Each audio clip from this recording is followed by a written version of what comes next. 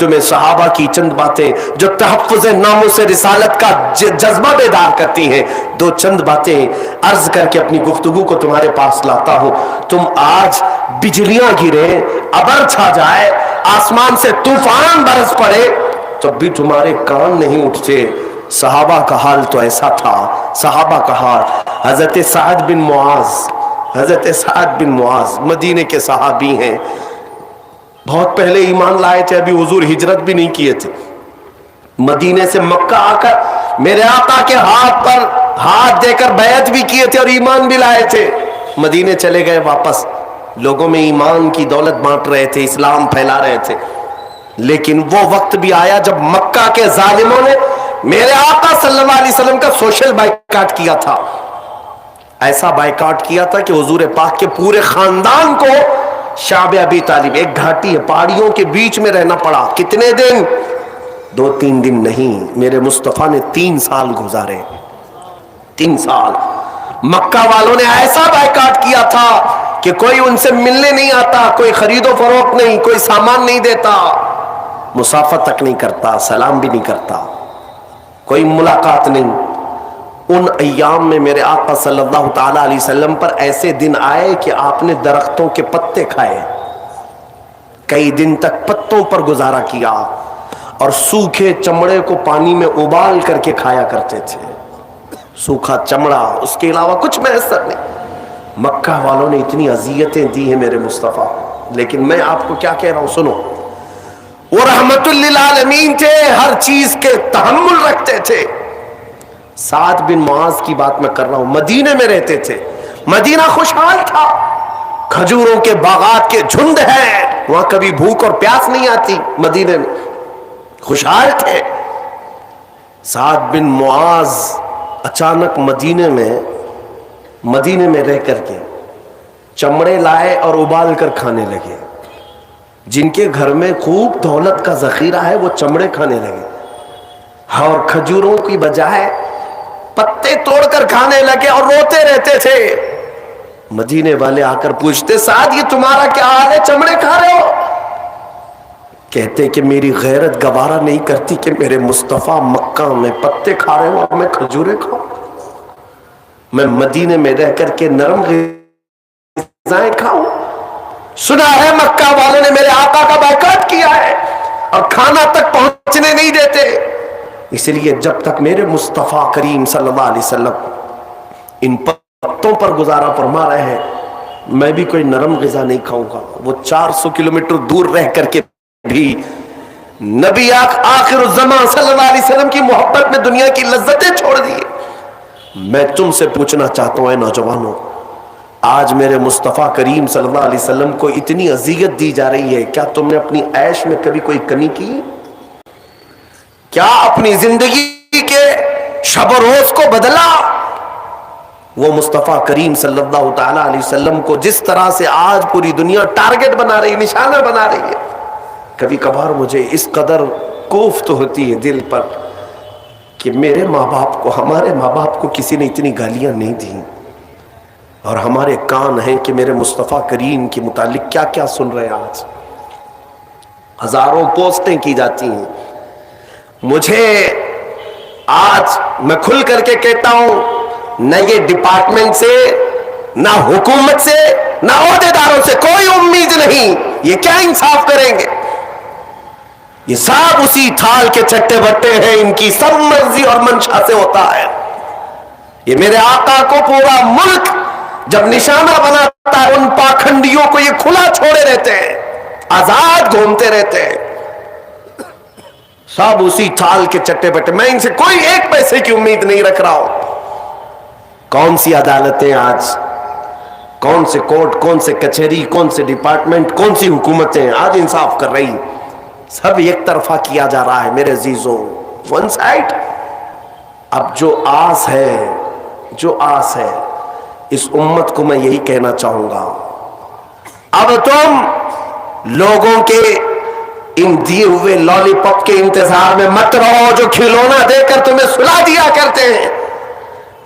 سیاسی نیتا بڑے بڑے بھاشن کر کے تمہیں بزدل بنا کر چلے جاتے ہیں، کچھ نہیں ہونا ہے، سب ہو جائے گا۔ اب جو ہوگا وہ تمہارے بازوؤں کی قوت سے اللہ رب العزت کی مدد آئے گی. ہاں، گھر میں بیٹھ کر کے صرف دعا کرنے سے نہیں، تم اپنی زندگی میں تبدیلی لاؤ، چینج ہو جاؤ. میں کس بات کی طرف اشارہ کر رہا ہوں، توجہ سے سنو. جب تمہاری زندگی بدل جائے کہ میرا جینا مرنا سب نبی کے لیے ہے، پھر دیکھنا کہ میرا رب تبارک و تعالیٰ اپنے وعدے پا پکا ہے. قرآن میں کہتا ہے وَكَانَ حَقًّا عَلَيْنَا نَصْرُ الْمُؤْمِنِينَ، ہم نے اپنے اوپر لازم کر لیا ہے کہ مدد کریں گے تو ایمان والوں کی. اللہ رب العزت نبی کے غلاموں کی مدد اتارے گا. ہاں، ایک وقت وہ تھا کہ تم جس طرف سے گزرتے تھے شجر و حجر سلام کرتے. ہاں، تمہیں پتہ ہے سمندر راستہ دے دیا کرتے. افریقہ کے جنگل کے درندے نبی کے غلاموں کے تلوے چھانٹتے تھے کہ مصطفیٰ کا غلام آیا ہے مدینے سے. اور کہاں آج ہماری حالت یہ ہے؟ آج ہماری حالت یہ ہے کہ لوگوں کی ٹھوکروں پر تمہاری عبادت گاہیں آج خطرے میں. مینار، مسجد، منبر، محراب سب اب داؤ پر لگے ہیں. بلکہ آج میرا یہ جملہ سن کر کے جاؤ، یہ کہ بعد دیگرے ظلم بڑھتا جائے گا، ظلم بڑھتا جائے گا. کیوں؟ ان سب کے ذمہ دار کون لوگ ہیں؟ امام حسین کی ایک بات یاد آتی ہے، انہوں نے فرمایا تھا کہ ظالم وہی نہیں جو تلوار اٹھا کر گردن مارتا ہے، بلکہ ظالم وہ ہے جو ظلم کو دیکھ کر خاموش رہتا ہے.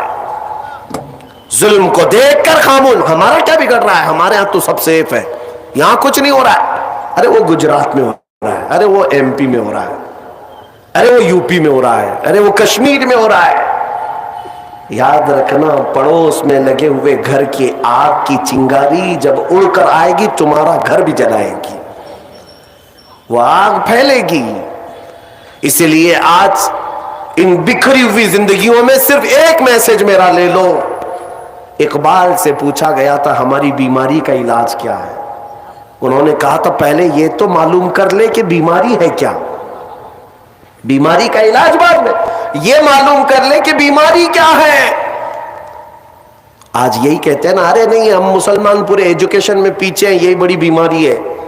سیاست میں ان کی نمائندگی نہیں، یہ بڑی بیماری ہے. یہ اخلاق میں بہت پیچھے ہیں، یہ ان کی بڑی بیماری ہے. ان کی قیادت نہیں ہے، یہ بڑی بیماری. بیماریاں تو لوگ الگ الگ اپنے اپنے حساب سے بتا رہے ہیں، لیکن اقبال کہتا ہے سبب کچھ اور ہے جسے تو خود سمجھتا ہے. ہاں، کچھ لوگوں کی عادت ہے کہ کینسر ہوا ہے لیکن کہتے نہیں گیس کی بیماری ہے. چھپا رہے ہو تم کینسر کو، کینسر ہوا ہے کب تک چھپاؤ گے؟ گیس کی بیماری ہے، ایسیڈیٹی ہوئی ہے اور کچھ نہیں. تو چورن کھانے سے کہاں کینسر جانے والا ہے؟ تم صرف اور صرف تسلی کے لیے کہہ رہے ہو کہ گیس کی بیماری ایسیڈیٹی ہے. حقیقت میں پہنچو. اقبال کہتا ہے سبب کچھ اور ہے جسے تو خود سمجھتا ہے. زوال بندہ مومن کا بے زری سے نہیں. مومن جو زوال پذیر ہے آج، پیسے نہ ہونے کی وجہ سے نہیں، اقتدار نہ ہونے کی وجہ سے نہیں، ایجوکیشن نہ ہونے کی وجہ سے نہیں، تمہارا زوال کا سبب کچھ اور ہے. وہ کیا ہے؟ اقبال کہتا ہے طریق مصطفیٰ کو چھوڑنا ہے وجہ بربادی. اسی سے قوم دنیا میں ہوئی ہے بے اقتدار اپنی. اب علاج کیا ہے؟ علاج کیا ہے؟ اقبال کہتا ہے علاج صرف اتنا ہے کہ محمد سے وفا تو نے، کی محمد سے وفا تو نے تو ہم تیرے ہیں. یہ جہاں چیز ہے کیا لوح و قلم تیرے ہیں.